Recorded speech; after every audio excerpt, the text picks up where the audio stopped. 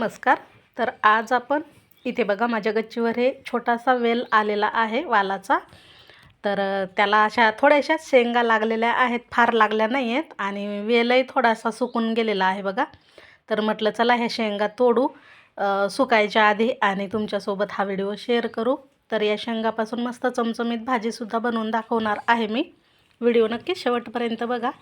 तर हा वेल आहे छोट्याशा कुंडीमध्ये लावलेला मी आणि तो बघा तुम्ही इथे जे गच्ची आहे त्याच्या वरती गेलेला आहे या भिंतीवर. त्यालाच अशा शेंगा लागलेल्या आहेत, मस्त शेंगा लागलेल्या आहेत ताज्या ताज्या.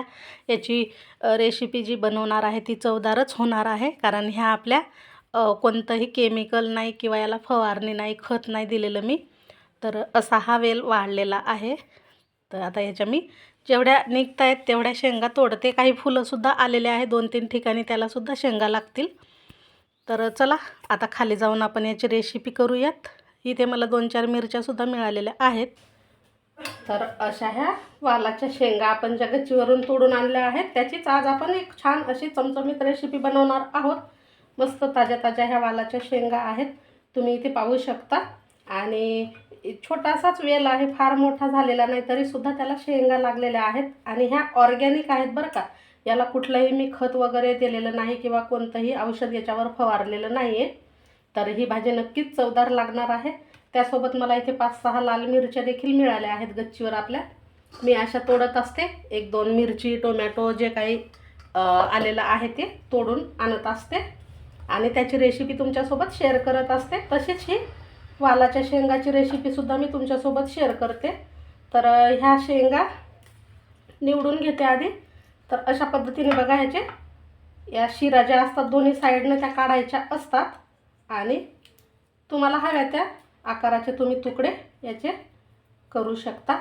फक्त जे हे दोरे धागे काय जे असतात साईडला ते काढून घ्यायचे आहेत. तर ते भाजीमध्ये छान दिसत नाही आणि कोवळ्या जर असतील शेंगा तर काढायची गरज पडत नाही, पण जास्त जर निबर झाल्या तर मग मात्र हे असे धागे काढावे लागतात आपल्याला. तर चला मी आता ह्या संपूर्ण शेंगा ज्या आहेत त्या निवडून घेते आणि याची एक रेसिपी बनवते. तर ह्या संपूर्ण शेंगा निवडून घेतल्या आहे आणि पाण्यामध्ये टाकून ठेवल्या आहेत.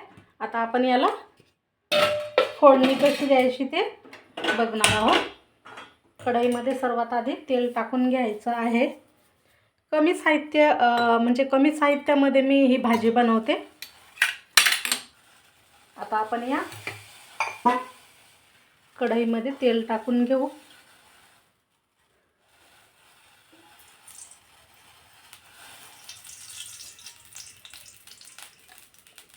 तेल गरम होऊ द्यायचं.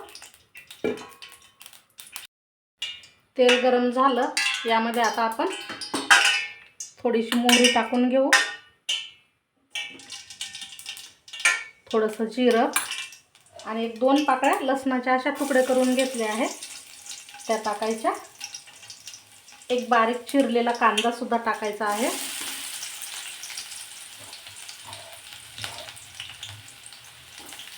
आता हा कांदा जो आहे तो तेलावरती सोनेरी रंग येईपर्यंत किंवा याचा कच्चेपणा दूर होईपर्यंत परतून घ्यायचा आहे. कांदा लवकर परतण्यासाठी थोडंसं मीठ टाकायचं, म्हणजे कांदा लवकर परतला जातो.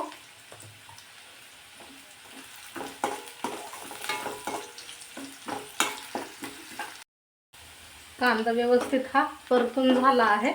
आता यामध्ये आपण मसाले टाकून घेऊ. त्याआधी बारीक चिरलेली थोडीशी कोथिंबीर टाकते. मला फोडणीमध्ये आवडते कोथिंबीर म्हणून मी टाकत असते. आता यात हळद पावडर टाकणार आहोत आपण, 1/2 चम्मच. लाल मिरची पावडर 1/2 चम्मच. तुम्ही तुमच्या आवडीनुसार कमी जास्त घेऊ शकता तिखट. हा 1 चम्मच घरगुती मसाला टाकते मी. यामध्ये सगळे खडे मसाले सर्वच आहे. म्हणजे आता ही फोडणी छान अशी तयार झाली की यामध्ये ह्या शेंगा टाकायच्या आहेत.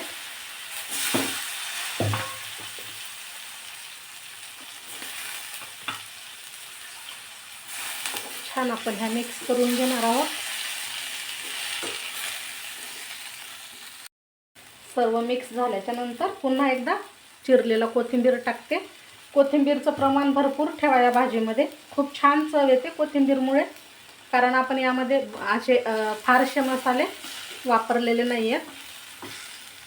आता यात आपण ह्या शेंगा शिजतील इतपत पाणी टाकायचं आहे. आपण दाण्याचा कूट सगळ्यात शेवटी टाकणार आहोत. जेव्हा ह्या शेंगा शिजतील तेव्हा टाकायचं आहे. आता यामध्ये आपण चवीनुसार मीठ टाकणार आहोत. मीठ आपण कांदा भाजता वेळेसुद्धा थोडंसं टाकलं होतं, तर थोडंसं अंदाजाने मीठ टाकायचं. आता याला आपण या कढईवर झाकण ठेवून देणार आणि ह्या शेंगा छान अशा मऊ होईपर्यंत शिजवून घेणार.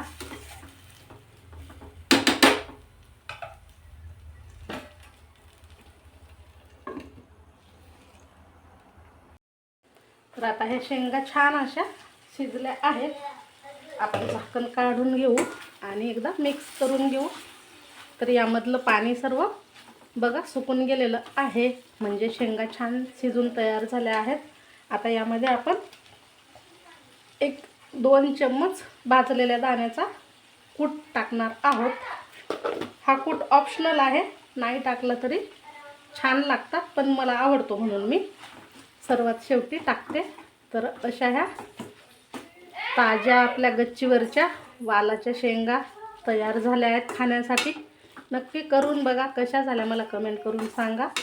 व्हिडिओ आवडल्यास लाईक शेअर करा आणि अजून आपल्या चॅनलला सबस्क्राईब केलं नसेल तर चॅनलला सबस्क्राईब देखील करायला विसरू नका. आणि ज्यांनी आपल्या चॅनलला आधीच सबस्क्राईब केलेलं आहे त्यांचे अगदी मनापासून धन्यवाद. भेटू पुन्हा अशाच छानशा झटपट चवदार रेसिपीसह.